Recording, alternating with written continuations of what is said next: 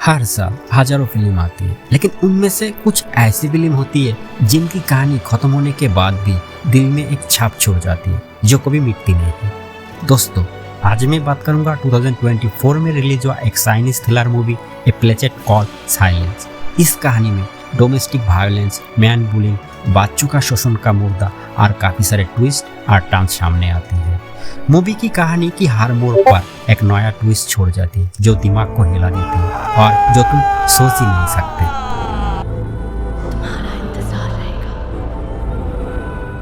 कहानी का शुरुआत होती है मलेशिया का एक गर्ल्स स्कूल में। यहाँ पे कुछ गर्ल्स स्टूडेंट स्कूल के कल्चरल प्रोग्राम के लिए रिहर्सल कर रहे थे और इस स्कूल में लिहान नाम का एक औरत क्लीनिंग स्टाफ का काम करता है और लिहान की बेटी टोंग इस स्कूल का ही स्टूडेंट है। रिहर्सल टाइम बारिश का पानी छत से टपक के रूम के अंदर आ रही थी क्योंकि छत के मिडिल पॉइंट का ग्लास विंडो में लीकेज थी और लिहान इस जगह को ही बार बार छपाई कर रहे थे और इसी वजह से स्कूल के हेडमास्टर मिस्टर डाई एक रिपेयर मैन को लेके आते हैं जिसका नाम जाइफो। जाइफो इस स्कूल में हर तरह का रिपेयरिंग का काम करता है। मिस्टर डाई का एक बेटी है एंजी, इस स्कूल में पढ़ता है। एंजी देखता है कि लिहान उसके पापा डाई को ज़्यादा अटेंशन दे रहा है।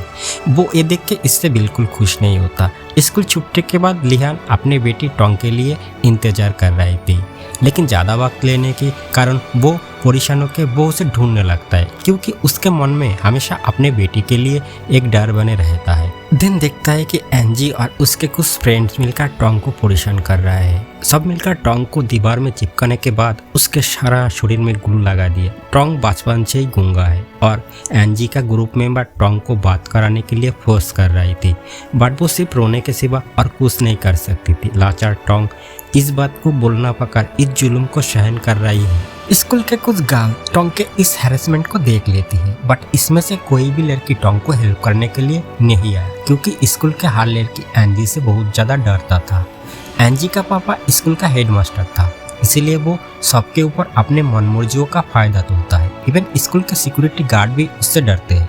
एंजी टोंग को बालों पे और मुंह पे ग्लू लगाते हुए बोलता है, तुम्हारे माँ मेरे पापा को सीड्यूस करने की बहाना ढूंढ रहा है। और ये सब बोलते हुए टोंग के हर तरह का बुलिंग करने की बात टोंग के एक पेपर क्राफ्ट लेके एंजी और उसके ग्रुप यहाँ से चला जाता है। लिहान अपने बेटी को ढूंढते हुए एंजी ग्रुप मेंबर को देख के दौड़ते हुए हॉल रूम में आते हैं।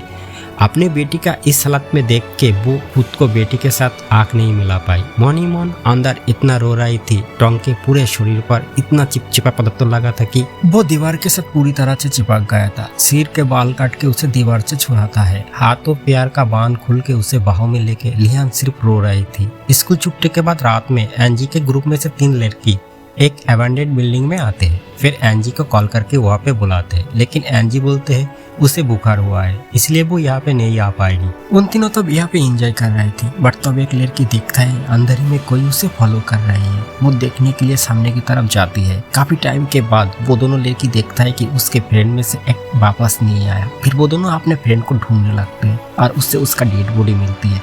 अचानक उन दोनों के नजर आते हैं कोई रेनकोट में वहाँ पे खड़ा है और उस दोनों की लड़कियों पर नजर रख रहा है। फिर वो दोनों डर से वहाँ से अपनी जान बचाने के लिए भागने लगता है। वो दोनों बाँचने की बहुत ही कोशिश करते हैं लेकिन बाँच नहीं पाते। अनजानी इस आदमी ने बेरहमी से उस दोनों के सिर पर वार करके जान ले ली। देन इधर लिहान को देखता है कि सेम टाइम का रेनकोट में अपने हाउस गार्डन में काम कर रही थी और उसके बेटी दूर से उसके माँ को देख रही थी। इधर छुपा हुआ अनजानी कोई इस दोनों की वीडियो रिकॉर्ड कर रही थी, बट तभी छुपा हुआ उस आदमी का फोन में कोई कॉल करता है और लिहान भी समझ जाते हैं कोई उसका वीडियो कर रहा है, बट वो पीछे किसी को नहीं देख पाते हैं। इधर जो 3 गर्ल्स का मर्डर हुआ है उसके मम्मी पापा पुलिस में रिपोर्ट दर्ज किया है। मिस्टर डाई उसके बेटी एंजी से पूछता है वो इस मर्डर के बारे में कुछ जानता है कि नहीं। एंजी बताता है मैं इस बारे में कुछ भी नहीं जानती। तब लिहान उसके गार्डन के कामक्वाट फ्रूट के टी लेकर मिस्टर डाई को देता है और उसे बोलता है मेरी हस्बैंड इस ट्रीज को मेरी गार्डन में प्लांट किया था। इसके बाद लिहान हेडमास्टर डाई को बोलता है मुझे लगता है मेरी बेटी को उसके जैसे स्पेशल चाइल्ड के साथ स्टडी करना चाहिए। लिहान मास्टर डाई को रिक्वेस्ट करता है मेरी बेटी को इस स्कूल से स्पेशल स्कूल में ट्रांसफर कर दिया जाए। टोंग के लिए नॉर्मल स्टूडेंट के साथ तालमेल बिठाने में बहुत दबाव महसूस हो रहा है। मिस्टर डाई तब बोलता है टोंग नॉर्मल स्टूडेंट के साथ रहने से बहुत जल्द सब कुछ सीख जाएगी। इसके अलावा टोंग कुछ दिन पहले ही इस स्कूल में एडमिशन लिया है। आप अगर उसे दोबारा से स्पेशल स्कूल में ट्रांसफर किया गया तो इस स्कूल के रेपुटेशन खराब हो जाएगी, लोगों ने स्कूल के बारे में उल्टा सीधा बात करेंगे। तब लियान मिस्टर डाई को बोलता है अगर आप टोंग को इसी स्कूल में रखना चाहते हो तो आपके बेटी एंजी से कहना स्कूल के रूल को फॉलो करे और मेरी बेटी से दूर रहे। इधर जहाँ पे गर्ल्स स्टूडेंट के मर्डर हुआ था पुलिस वहाँ पे इन्वेस्टिगेशन शुरू करता है, पर यहाँ कोई लाश नहीं मिलती है। बट टोंग के पास से एंजी जो पेपर क्राफ्ट लिया था वो मिलती है। इस सबूत के दौरान पुलिस पूछताछ के लिए स्कूल में आते हैं और टोंग के ऊपर शक करता है। टोंग से बहुत सारे सवाल जवाब मांगता है और मर्डर के बारे में क्या जानता है उसे ये पेपर में लिखकर पुलिस को दिखाना बोलता है। इससे टोंग बहुत ही ज्यादा घबरा जाता है। जब लिहान को टोंग के पूछताछ के बारे में पता चला वो भागता हुए अपनी बेटी के पास आते। पुलिस टोंग के पेपर क्राफ्ट दिखाकर बोलता है क्या ये तुम्हारा है? लिहान बोलता है लास्ट फ्राइडे पर पेपर बोर्ड इवेंट में टोंग की तबीयत अच्छा नहीं थी तो मैं उसे घर ले आया था। तब इंस्पेक्टर बोलता है तुम्हें कैसे पता मैं लास्ट फ्राइडे के बात कर रहा हूँ? लिहान बोलता है सब जानते, उस दिन प्रोग्राम के बाद कुछ गर्ल्स स्टूडेंट मिसिंग हुआ है। इंस्पेक्टर धमका के बोलता है हमने सब कुछ टोंग के पास से सुनना चाहती थी, तुमसे नहीं। टोंग जो भी जानते वो पेपर में लिख कर बताए। तब लिहान टोंग को बोलता है तुम्हें जो पता है तुम वो लिख दो। टोंग बहुत ही ज्यादा डरा हुआ था और इसी वजह से वो लिखने में अक्षम था। फिर एंजी को इन्वेस्टिगेशन के लिए बुलाते। ओवरऑल वो तीनों लड़की एंजी का ग्रुप मेंबर था, अदरवाइज लास्ट कॉल रिकॉर्ड में भी उसका नाम था। एंजी बोलते हैं उस दिन प्रोग्राम के टाइम वो पूल में गिर गया था और इसीलिए उसे बुखार हुआ था। तबीयत बिगड़ जाने के कारण उस दिन वो उसके दोस्त के साथ नहीं मिल पाया। एंजी पुलिस को सबूत के तौर पे मेडिकल रिपोर्ट दिखाती है। इसके बाद पुलिस कुछ और कुछ भी नहीं पूछती है। यहाँ पे एक फ्लैशबैक दिखाया जाता है। टोंग तब नया क्लास में एडमिट हुआ है। क्लास टाइम वो एक ड्राइंग कर रही थी। ड्राइंग में एक इंसान की तस्वीर थी जिसके गला से खून बह रहा है, जो जमीन पर लेटा हुआ है और उसके ऊपर अनगिनत पौधे उग रहे हैं।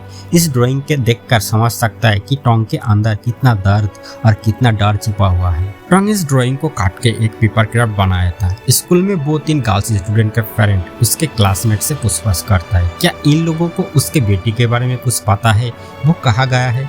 फिर लिहान और टोंग से भी सवाल पूछते हैं, बट लिहान बोलते हैं हमें कुछ भी नहीं पता और अगर हमें कुछ पता चलता है तो हम जरूर बताएंगे। इसके बाद लिहान अपने बेटी को लेकर यहाँ से जल्द ही निकल जाते हैं। इसके बाद वो दोनों एक शॉप में आता है। शॉपकीपर टोंग के कपड़े गीले होने की वजह से वो उसके शरीर को पोंछने आता है। तब लिहान उसे रुकते हैं। तब उस आदमी बोलता है तुम्हारा हस्बैंड बहुत ही अच्छा इंसान। टोंग उसके अपने बेटी ना होने के बावजूद वो तुम्हें और तुम्हारे बेटी को अच्छे से परवरिश कर रहा है। शॉप से निकलने के टाइम टोंग देखता है कि कोई उसे फॉलो कर रहा है, इसीलिए वो बिना कुछ कहे घर चले गए। घर में आकर देखता है उसके कॉलीग जायको उसी मकान में घर रेंट पे लिया है। तब घर के फर्नीचर ऊपर उठाने के दौरान एक आदमी के गलती से टोंग के साथ टक्कर लगता है। लिहान इस पे इरिटेट हो जाता है। वो मकान के ओनर को गार्डन के कुछ फ्रूट देकर टोंग को अंदर आने बोलता है। इसके बाद लिहान फिर से रेनकोट पहन के गार्डन में जाता है। दूसरी तरफ एंजी एक खाली स्कूल बस में आकर बैठता है। उसे कुछ अजीब सा डर सताने लगता है। तब अचानक बस के विंडो में कोई अटैक करता है। उस आदमी ने बस के अंदर चला जाता है और धीरे धीरे एंजी के पास आता है। इसके बाद उसने एंजी को बहुत ही बेरहमी से हत्या कर दी। इधर स्कूल में मिस्टर फैंग नाम का एक टीचर आज रिटायर हो गए। लिहान उसे फेयरवेल के तौर पे उसके गार्डन की ढेर सारे फ्रूट देता है। एक्चुअली लिहान इसी तरह से अपने कॉलीग और सबका ध्यान रखता था और इसीलिए वो सबका प्यारा था। इसके बाद जायको अपने कार में मिस्टर फैंग को अपने घर में छोड़ने जाता है। इधर स्कूल के प्रोग्राम शुरू होता है। हेडमास्टर डाई अपने बेटी एंजी का इंतजार में था, लेकिन स्कूल में कोई भी उसका आता पता नहीं था। दूसरी तरफ जायको ऊपर छत पे जहाँ कांच के विंडो लगा था उसके रिपेयरिंग कर रहा था। इवेंट शुरू होता है। मिस्टर डाई अपने बेटी को कॉल करता है, बट फोन रिंग आसपास कोई से सुनाई देती है। इसके बाद मिस्टर डाई जब ओपनिंग सेरेमनी में हिस्सा लेने स्टेज पर जाते तब एंजी का लास्ट ऊपर से इनहेबिटिंग झूल रहा था और फोन के साउंड भी उसी जगह से आ रही थी। ये देखकर सभी स्टूडेंट डर से इधर उधर भागने लगे। कुछ न्यूज रिपोर्टर स्टूडेंट से वजह पूछने पर वो लोग टोंग के नाम बोलता है। लिहान को पता चलता है सब टोंग को शक कर रहा है। वो उसी स्कूल में ढूंढने लगता है, लेकिन वो यहाँ पे कोई भी नहीं था। लिहान तब एक पल में भागकर घर चला आता है, पर यहाँ भी वो नहीं मिलता। फिर उसे याद आते कोई उसे बहुत दिनों से फॉलो कर रहा था। इधर पुलिस हेडमास्टर डाई से इंक्वायरी करता है। उसके बेटी के मर्डर पर उसे किसी पर शक है कि नहीं पूछते हैं। तब मिस्टर डाई बोलता है स्कूल में कोई चुपके से लड़कियों का वीडियो या शायद फोटो खींचती है। इसके सिवा और एक आदमी है जाइको। पिछले साल सुनामी पर अपने परिवार और बेटी की मृत्यु हो जाती है और इसके बाद मिस्टर फैंग के रिक्वेस्ट पर उसे यहाँ पे मैं एक नौकरी देता हूँ। इधर लिहान अपने मकान के सीसीटीवी फुटेज पर जाइको को घर में आता हुआ देखता है।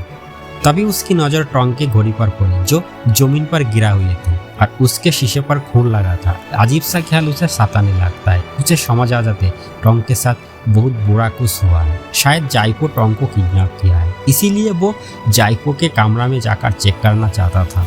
लियान अपने रूम के विंडो से जाइको के रूम में जाने की कोशिश करता है और इसी कोशिश में ऊपर से नीचे गिर जाते हैं। उसे बहुत दर्द हो रहा था, फिर भी वो दर्द सहकर जैसे तैसे करके जाइको के कमरे के अंदर जाते हैं। अंदर पूरा कमरा ढूंढने के बाद टोंग नहीं मिलता। कुछ समय बाद जाइको अपने रूम के अंदर आते हैं। लिहान को महसूस होते ही उसके बेड के नीचे छुप जाते हैं, बट तब लिहान के फोन में कोई कॉल आता है। वाइब्रेशन मूड में रहने की वजह से लिहान पकड़ जाने की डर से बच जाते हैं। जाइको को थोड़ा सा एहसास तो होता है पर वो समझ नहीं पाया। ड्रेस चेंज टाइम जाइको का शर्ट से घर के चाबी बेड के पास गिर जाता है जो बिल्कुल लिहान के सिर के पास थे। लिहान फिर से बहुत ज्यादा डर जाता है, बट तब अपार्टमेंट के मालिक जाइको से मदद मांगता है। फिर से लिहान पकड़ जाने के हाथ से बच जाते हैं। इधर पुलिस इन्वेस्टिगेशन के लिए लिहान के पास आते। लिहान बताते उसके बेटी स्कूल इवेंट के बाद से मिसिंग है। पुलिस सीसीटीवी फुटेज में देखता है जाइको पॉलिथीन कैरी में कुछ चीजें डस्टबिन में रख रहा है। लिहान एक पल भी बिना गवे एक एक करके उसे ढूंढते रहा, परंतु उसे वह कुछ भी नहीं मिला। बट तभी करीब से उसे फोन रिंग की आवाज सुनाई देती है। लिहान घबरा जाता है। उसे समझ आते हैं रेनकोट में उस अजनबी आदमी उसे फॉलो कर रहा है। लिहान उसके पीछे कर रहे थे पर वो आदमी भागने लगा। भागते उसे कार से टक्कर लगता है, वो वही गिर जाते। पुलिस आने के बाद जब उसका मास्क उतारा था उसे पता चला कि वो आदमी उस पुलिस ऑफिसर के अपने बेटा है जो कोई सालों से घर पर नहीं रहा। एक्चुअली वो इतने दिनों से चुप कर लड़कियों का हर तरह का प्राइवेट वीडियो रिकॉर्ड करता था।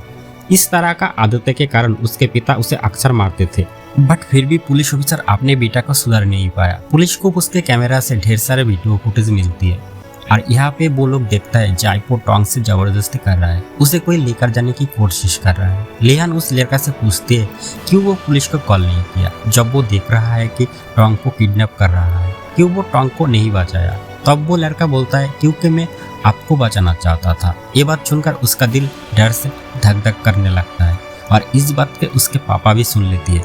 इसके बाद वो पुलिस ऑफिसर इस वीडियो फुटेज को ध्यान से देखता है जहां वो देखता है कि लिहान हर रोज टोंग को मारता था और उसे बेरहमी से पीटा जाता था, जिसे एक शब्दों में चाइल्ड अब्यूज बोला जाता है और इस चाइल्ड अब्यूज बहुत बड़ा क्राइम है। लिहान पुलिस को समझाता है कि वो अपने बेटी को अनुशासन में रहने के लिए ऐसा करता है। इसके साथ टोंग के किडनैप होने की कोई वजह नहीं है। वो सिर्फ अपने बेटी को सिखाना चाहता था कि लोगों के बीच कैसे पेश आना चाहिए। पुलिस लिहान को कहता है कि वो थाना में रहे और वो लोग जाइको को ढूंढने जाते हैं। पुलिस थाना पर और एक स्कूल टीचर को इन्वेस्टिगेशन के लिए लेकर आता है। लिहान तब उसके पास सेम टाइप का चाबी को देखता है जो जाइको के पास था। लिहान चाबी के बारे में पूछते ही वो बताते हैं वो चाबी चैरिटी फाउंडेशन के है और वो बहुत दिनों से उस जगह पर नहीं गया है।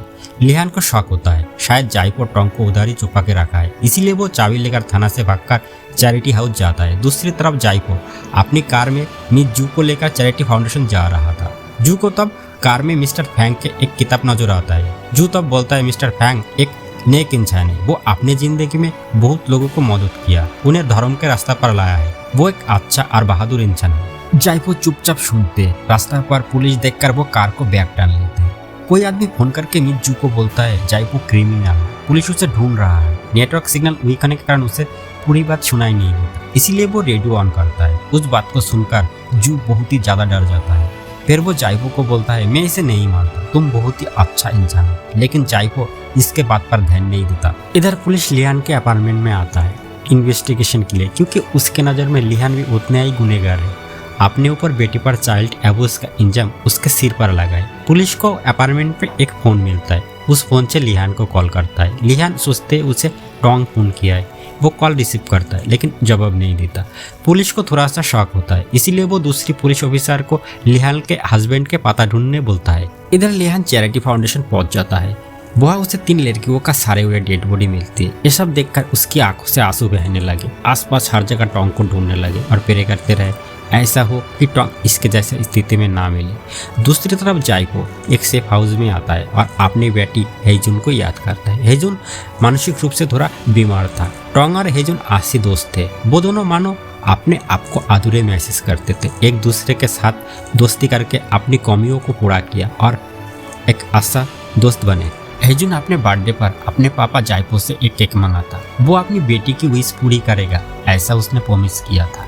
लेकिन जिस दिन हेजुन का बर्थडे था उस दिन एनजी उसका ग्रुप मेंबर हेजुन को बुली करता है। वो लोग उसे कांटा से बना एक क्राउन पहनकर टॉर्चर करते रहे। उसके सिर के बाल काट देता है, जबरदस्ती उसको पीटा गया। ये सब कुछ उनके ग्रुप में से एक वीडियो में कैद किया। हेजुन का एक प्यारा सा कबूतर थी जिसे वो बेहद प्यार करते थे और एनजीओ का ग्रुप उसी कबूतर को पकड़ लिया है। उन्होंने हेजुन को छत के बने कांच के विंडो पर खड़े होने के लिए मजबूर करता है। धमकी दी अगर उसने ऐसा नहीं किया तो वो कबूतर को मार देंगे। हेजुन असहाय होकर उसके बात मान लेती है। तब टोंग यहाँ पे आ जाता है। उसके दोस्त के इस बुरे हालत को देख के उसके आंखों से आंसू बहने लगे। हेजुन उससे रो रो के मदद मांगता है। टोंग अपने बैग से कैंची निकाला और खून की प्यासी आंखों से आगे बढ़ा, बट तब लिहान आकर टोंग को यहाँ से जबरदस्ती ले जाता है। लिहान जानता था कि इससे वो और टोंग दोनों मुसीबत में फंस सकते हैं। टोंग अपने माँ को रिक्वेस्ट करता है कि वो हेजुन को उस मारपीट से बचाने में उसकी हेल्प करे। लिहान अपने बेटी की बात रखने के लिए हेजुन को मदद करने जाता है। इधर हेजुन टोंग को इस तरह से जाते हुए देखकर वो अपना उम्मीद छोड़ दी। वो उनकी बात मानकर डरते हुए छत के कांच के विंडो पर खड़ा हो गया। फिर छत के कांच के विंडो टूट जाते हैं और हेजुन नीचे फ्लोर पर बुरी तरह गिर जाता है। जाइपो को अपनी बेटी की याद आते ही वो फुट कर रोने लगा। ऐसा लग रहा था मानो उसके शरीर में बदले की ऐसे आग जल रही थी और अपनी बेटी का हत्या का बदला लेने के लिए एनजी के ग्रुप के 4 लड़कियों को मार डाला। इसके बाद जाइपो एक हाथौड़ा लेकर फैंग के पास आता है। वो उसे बुरी तरह पीट कर बंदी बनाकर रखा। तब फ्लैशबैक में देखता है कि मिस्टर फैंग जब क्लास ले रहा था उस टाइम हेजुन ऊपर से उसके क्लास के फ्लोर पर गिरता है। फैंग ने ऊपर की ओर उन 4 लड़कियों को देखा था। जाइपो केक लेकर आके अपनी बेटी को इस हालत में देखती है। वो बार बार सभी से एम्बुलेंस बुलाने की रिक्वेस्ट करता रहा, बट कोई भी उसकी मदद नहीं करता क्योंकि फैंग अच्छी तरह से जानता था अगर हेजुन बच गया तो इस स्कूल की बदनामी होगी, इस स्कूल के स्टूडेंट के बदनामी होगी, जिनमें स्कूल की प्रिंसिपल के बेटी एनजी शामिल है। इसी वजह से जाइपो को कोई मदद नहीं करता। जाइपो अपनी बेटी को गोद में लिए अकेला ही जा रहा था। इसके बाद जाइपो जब उस दिन की सीसीटीवी फुटेज चाहता है तब फैंग बोलता है कैमरा टूटा हुआ था। आखिरकार मजबूर होकर जाइपो थाने में जाकर शिकायत दर्ज करना चाहता था, बट वहां जाकर उसने हेडमास्टर डाई को पुलिस के साथ देखता है। पुलिस उसे बताया कि आपकी बेटी हेजुन सुसाइड किया है। जाइपो को समझ आ जाता है ये सब कौन चला रहा है। हेडमास्टर अपने बेटी एनजी को बचाने के लिए झूठा साजिश का सहारा ले रहा है। जाइपो फैंग को याद दिलाती है कि वो उसे मानते थे, वो उसे बिलीव किया था कि वो सबको सच्चाई नहीं बताए। बट तभी लिहान जाइपो को पीछे से अटैक करता है। वो बेचैन होकर अपनी बेटी को खोज रहा था। वो जानना चाहता है कि वो उसे कहाँ छुपा के रखा है। जाइपो बोलता है मैं उसे मार दिया। ये बात सुनकर लिहान गुस्से में उसे मारने लगा। जाइपो तब बोलता है आप बताओ कैसे लग रहा है, जब मेरी बेटी खो गया था तब मैं भी इसी तरह तड़प रहा था। तब दोनों एक दूसरे पर बुरी तरह टूट पड़े। दोनों की लड़ाई होते हैं। लिहान इंजुर्ड हो जाते हैं। जाइपो तो फैंग को अपने कान में लेकर जा रहा था। जब वो जा रहा था तब उसने कार में जू को नहीं देखा। तब तक जू वहाँ से भाग चुका था, बट वो वहाँ पे जू को तलाश नहीं करता, वहाँ से निकल जाते हैं। जू तब लिहान को हेल्प करता है। वो दोनों जाइपो को फॉलो करता है। जाइपो देखता है पीछे कोई कार उसे फॉलो कर रहा है। लिहान हाई स्पीड में कार चला रहा था। जू उसे स्पीड कम करने बोलता है। लिहान स्पीड कम करने राजी नहीं हुआ तो दोनों में कार के अंदर जबरदस्ती टकराव हो गया और उनकी गाड़ी में एक्सीडेंट हो जाता है जहां जू की मौत हो जाता है और लिहान किसी भी तरह अपने जान बचा के जाइपो के कार के पास आता है। जाइपो लंबी दूरी और अपने जिंदगी की भागदौड़ से बच के थोड़ा रेस्ट ले रहा था। लिहान उसे फिर से अटैक करता है। जाइपो और लिहान दोनों ने फिर से मारपीट शुरू करता है। जाइपो बोलता है तुम सब पापी हो, तुम भी पापी, तुम्हारे किसी में भी इंसानियत नाम की कोई भी चीज नहीं बची है। लिहान जाइपो को एक कांच के टुकड़ा से मारता रहा और कहता रहा मेरी बेटी को वापस लाओ, मेरी बेटी को मेरे पास लौटा दो। जाइपो बोलता है देखो अब तुम भी मेरे जैसा क्रूर और निर्दय हो गए हो, जाओ तुम्हारी बेटी अब आजाद है, वो हवा में पांग फैल सकती है, सांस ले सकती है। बट तब पुलिस आकर जाइपो को अरेस्ट करता है। इसके बाद 5 साल पहले की बात है। एक दिन लिहान घर के बाहर से आकर अपने हस्बैंड को देख के चौंक गए। लिहान से उसके हस्बैंड बहुत ही बुरे बर्ताव करता है, उसे बुरी तरह से मारता है कि वो घर के बाहर गया था और ये सब कुछ जो देख रहा था, बट वो उसे इस लड़ाई से छुड़ाने में मदद नहीं किया। इधर पुलिस जायपो को लेकर जा रहा था। न्यूज रिपोर्टर मिसिंग गर्ल के पेरेंट्स उससे सवाल जवाब मांगते हैं, उसे अपने गुच्छा दिखाते हैं। पुलिस जायपो से पूछते हैं टोंग कहाँ है। जायपो बोलता है वो उसे लिहान के गार्डन में कामकुआ ट्रीज के नीचे दाफना दिया है। पुलिस वहां जाकर एक कंकाल खोज निकाला और टोंग के हाथों से बनाया उस पेपर क्राफ्ट को। पुलिस ने उस पेपर क्राफ्ट को खोलकर उसे एक ड्राइंग मिलता है। पुलिस को समझ आ जाता है उस लोगों से कुछ तो छुपाया जा रहा है। असल में इस डेड बॉडी लिहान के हस्बैंड का था। लिहान अपने हस्बैंड को मारकर यहाँ पर दाफना दिया और वही उसने कामकुआट का गार्डन बनाया और उन फल को उसने सबको खिलाया। पुलिस जायपो से आकर बोलता है जो डेड बॉडी उसे मिला है वो लिहान के हस्बैंड के है, तो लिहान के बेटी टोंग को आपने कहाँ रखा है। जायपो बोलता है मैं उसे आजाद कर दिया। सभी न्यूज रिपोर्टर, आम जनता, परिवार के गार्जियन उसका न्याय चाहता है, जायपो का सजा चाहता है। और तब जायपो एक पल में छत से कूद के अपना जान दे देता है। उसे लगता है कि शायद इस क्रूर दुनिया में जीने की कोई वजह नहीं, इसीलिए वो सबको अलविदा कह दिया। इधर वो पुलिस ऑफिसर का बेटा 5 साल पहले की एक वीडियो दिखाता है। पुलिस सीधे लिहान के सामने वो फुटेज पेश करता है। असल में 5 साल पहले टोंग की उम्र तब 9 साल था। लिहान के हस्बैंड यानी टोंग के साथ पापा उसे टिप किया था। लिहान घर में आकर अपने बेटी का इस हालत देख के चौंक गया था। लिहान अपने बेटी को हेल्प करना चाहता था, लेकिन वो क्रिमिनल आदमी लिहान को घर से निकाल देती है। उस आदमी जब फिर से टोंग के साथ ऐसा करने चाह रहा था, तब टोंग इस छोटी सी उम्र में उसके गला किसी से काट देता है। लिहान अपनी बेटी को बचाने के लिए उसने पुलिस को बिना बताए उस आदमी को मिट्टी में गाड़ दिया और इसीलिए हेजुन के बोली करने टाइम टोंग के पास वो केची देखकर लिहान डर गया था, क्योंकि उसकी माँ जानती थी कि एक केची से उसकी बेटी क्या कर सकती है। इसीलिए डर के मारे उसने उस दिन अपनी बेटी को वहाँ से ले गई। लिहान पुलिस के पास पड़ते, उसे रिक्वेस्ट करते जैसे कि इस मामले में वो किसी से कुछ न कहे। खून मैंने किया, मैं हर गुना मान लेती हूँ, टोंग बेकसूर है। इस घटना के बाद कोई भी टोंग पर उंगली नहीं उठाएगी। इस मामले में वो बहुत ही शक था, इसीलिए वो टोंग को कभी कभी मारता था, ये समझाने के लिए जैसे वो चाहता है कि कोई उसे छू भी ना पाए। पुलिस एक माँ का हमदर्द को समझता है और इस फुटेज को नष्ट कर देता है ताकि टोंग के ऊपर कोई भी आस ना आए। फाइनली टोंग ट्रक में छुपा हुआ एक बड़ा बक्सों से निकालती है जहाँ जायपो उसे छुपा के रखा था। टोंग के पास हेजुन का उस कबूतर भी था। टोंग उस दिन अपनी मर्जी से घर से भागा था। जायपो को इतने दिनों से टोंग चिपकर हेल्प किया जा रहा था। जिस दिन हेजुन का बुली किया गया था, उस दिन का जो वीडियो रिकॉर्ड किया गया था, वो सारा वीडियो टोंग जायपो को दिया था। जायपो अपनी आंखों से देखा कि उसकी बेटी के साथ क्या हुआ। टोंग अपने बेस्ट फ्रेंड का मौत का बदला लेने के लिए जायपो को हर तरह का मदद करता था। टोंग जानता था उसे कोई चिपकर वीडियो रिकॉर्ड करता है और इसीलिए वो और जायपो मिलकर किडनैप का ड्रामा किया था। टोंग अपने आप को छिपाने के लिए अपने माँ की प्यार भरे स्पर्श से सुरक्षा और शांति चाहता था, क्योंकि टोंग जानता है कि लिहान उसे कितना प्यार करता है। शायद इस दुनिया में सिर्फ माँ ही उसे निस्वार्थ रूप से प्यार करती है। टोंग अपने माँ को कुछ भी बताए बिना अपनी मर्जी से घर छोड़कर चली गई अपनी आज़ादी ढूंढने, और यही एकमात्र रास्ता था जिसके जरिए वो अपनी मर्जी से जी सकते था। उसने हेजुन का कबूतर को आज़ाद कर दिया। ऐसा लग रहा था मानो हेजुन और जायपो इस संसार के सभी दुखों से मुक्त होकर स्वर्गों की ओर उड़ान भर दी। कहानी का अंत में दिखाया गया टोंग एक जेल में है और वो एक गाना गा रहा है। उसकी आंखों मानो बहुत कुछ कह रही है और इस शानदार कहानी का यहीं पर अंत होती है। फ्रेंड्स, तो कैसी लगी ये कहानी कमेंट में ज़रूर बताएं।